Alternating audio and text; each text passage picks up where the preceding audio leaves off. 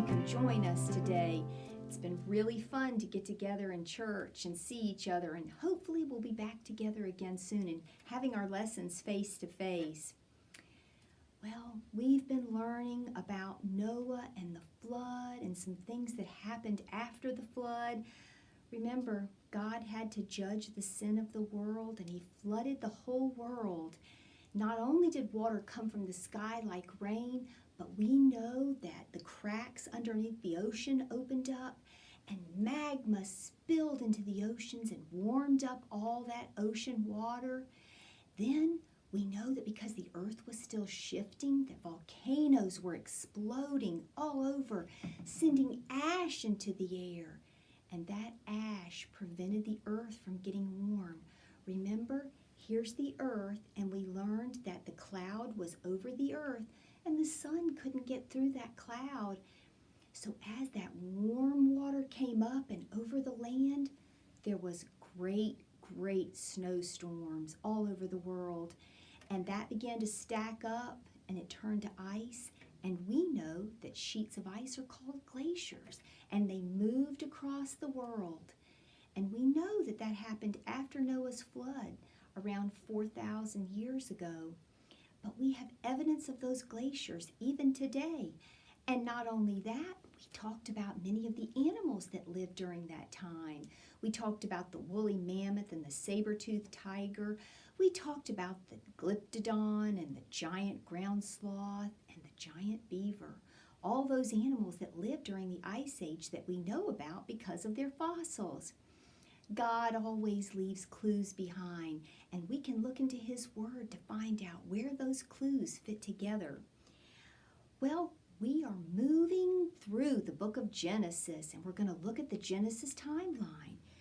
Now, we know that the flood was a very serious judgment on the earth, and we know that that was because of sin. But we know that God spared Noah and his family and the animals that were on the boat. But over a year, they were in the ark. And today we're going to talk about some of the very serious things that happened after that. We're moving to the next C of history, and that's confusion. Now, what does that mean? Well, that's when God confused the languages of all the people. So what does that mean? Well, it means that at one point, everybody spoke the same language, but it's not that way now. Now there are somewhere close to 6,000 different languages in the world. If you go to another country and you say hello to someone, they might not understand what you're saying.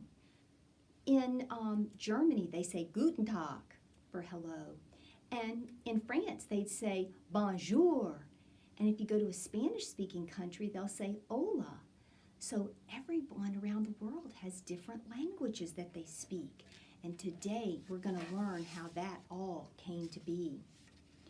Well, if we were all speaking a different language, it would be hard for us to understand each other, wouldn't it? And we're going to get some clues today about how that confusion was a big problem. And you know what? It has to do with sin. Now, this is a great big piece of luggage. It's an old piece of luggage. And our story today has something to do with luggage. So listen to what we learned today. Well, in Genesis 9:1, we have a clue about what God wanted Noah and his family to do. He said in 9:1, "And God blessed Noah and his sons and said to them, 'Be fruitful and multiply and fill the earth.'" Okay. And in verse 7 of chapter 9 it says, "And you be fruitful and multiply, increase greatly on the earth and multiply in it." Well, God told them to have families. God told them to have children, and for their children to have children. And that's what they did. There were many people on the earth. And God, it looked like they were obeying him, and it looked like everything was going to be just fine. But 110 years after the flood, we see the people having some serious problems again. and it has something to do with spreading out over all the earth. Well, let's go ahead and turn to Genesis 11:1. We're going to read the first 9 verses, but not right away. We'll start out with verse 1. It says, "Now the whole earth had one language and the same words." And what that means is all the people spoke the same language. They used the same words for everything. And that was pretty easy to communicate because they all had the same language. And then it tells us down in the next verse that people understood each other. It says in verse 2 and 2 to 4, "And as the people migrated from the east, they found a plain in the land of Shinar and settled there. And they said to one another, 'Come, let us make bricks and burn them thoroughly.' And they had brick for stone, and they had bitumen for mortar." And that means kind of like the concrete that we use today to hold 2 bricks together. You know, if you don't hold them together, they'll topple. "Then they said, 'Come, let us build ourselves a city and a tower with its top in the heavens, and let us make a name for ourselves, lest we be dispersed over the face of the whole earth.'" What were the people doing? Well, they did move. They moved to the land of Shinar. But then they said, "Let's take bricks. Let's build a big building that'll reach as high as the heavens." And they did that because they wanted to make a name for themselves. What does that mean? That means they wanted to show God who was in control. Don't tell us to go anywhere. We want to stay right where we are, God. We don't want to obey you. They wanted to make a name for themselves instead of lifting up the name of God. They were disobeying God all over again. Now we know they had lots of children in their families. There were lots and lots of people there. And so they had to be obeyed to a certain degree. But now they were disobeying God on moving. They didn't want to. And you know, we call disobedience sin. And we know our God is holy and He has to judge sin. And He hates sin. And so God had to take care of the sin of the people in the land of Shinar. Well, it tells us what happens in the next few verses. I'll finish up the passage.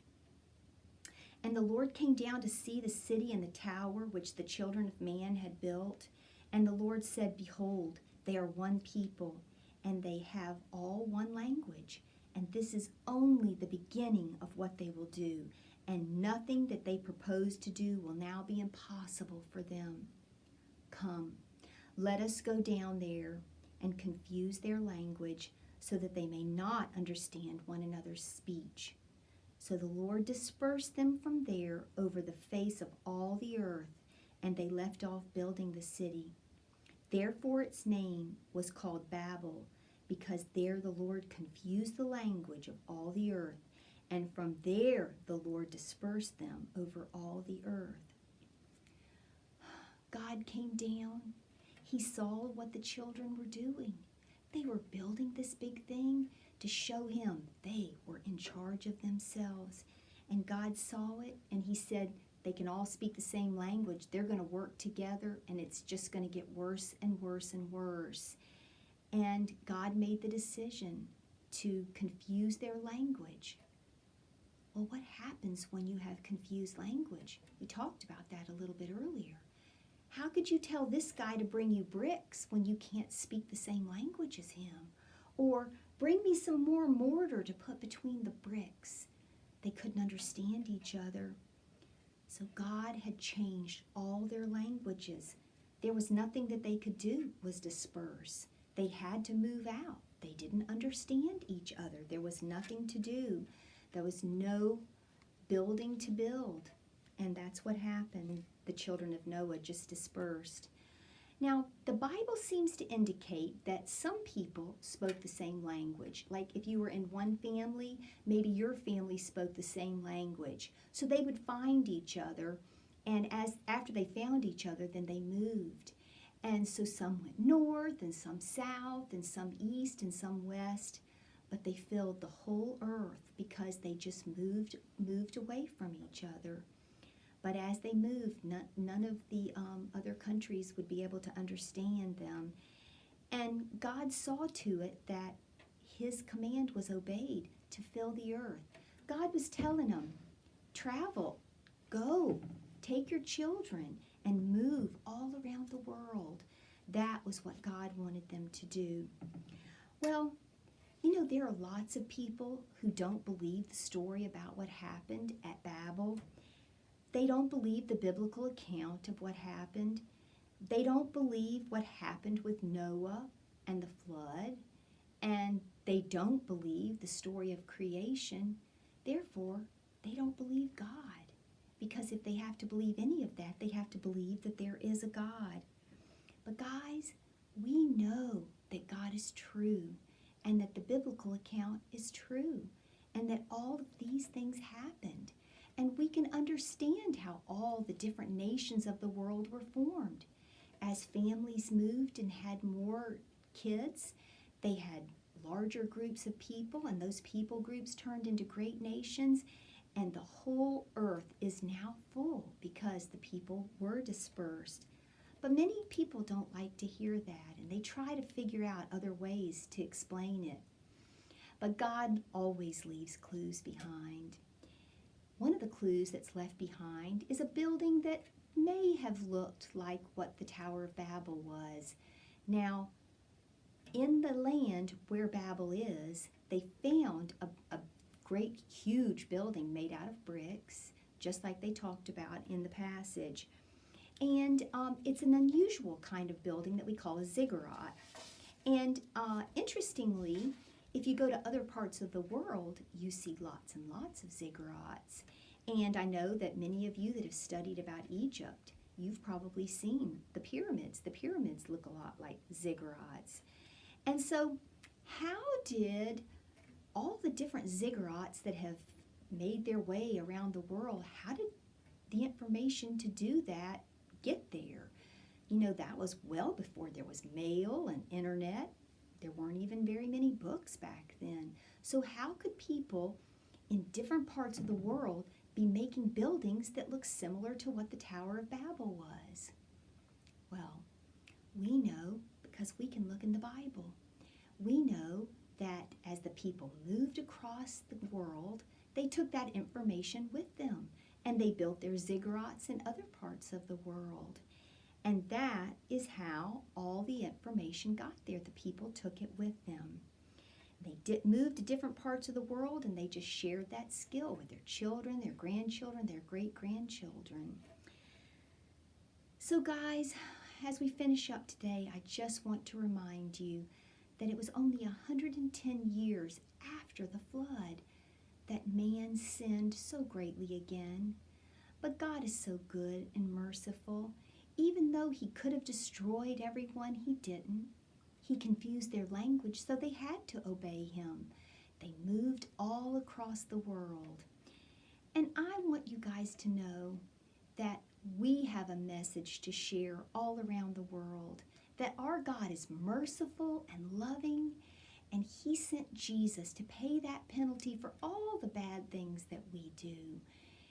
If we believe in Jesus, we know that when we take the biggest journey ever, and that is to go to heaven, that we'll be there with the Lord because of what Jesus did for us. Guys, it's important that we share the good news about what Jesus did for us in his mercy, and share that good news all around the world. Okay, we'll see you next week. Have a great day.